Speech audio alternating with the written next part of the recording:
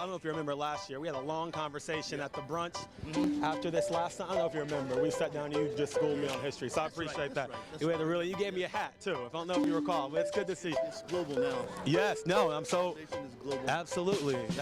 It's so good to see you, sir. And I was at the premiere in D.C. of Book of Negroes and was just taken back by it. Why was it so important to tell that story now? So many stories we know nothing about that we're hungry to see. The world really is hungry to see it, and the control of our stories is beginning to cease. So now we can get to tell these stories, and for you young guys to tell stories, and the actors and actresses, well, your work has just begun.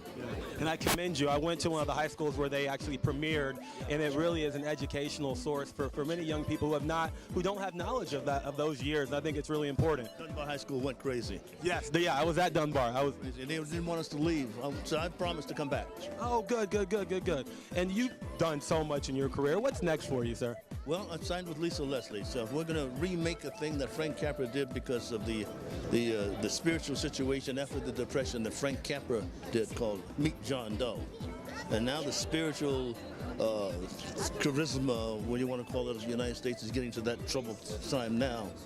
And so I'm going to use Lisa Leslie as the face of hope.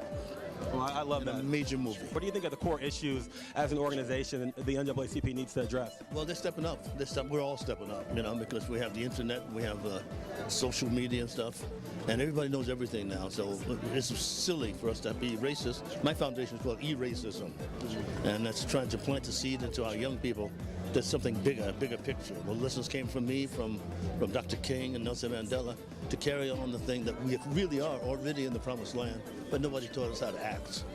Those lessons that used to happen for generations for us, from grandma, passed down orally, they've stopped.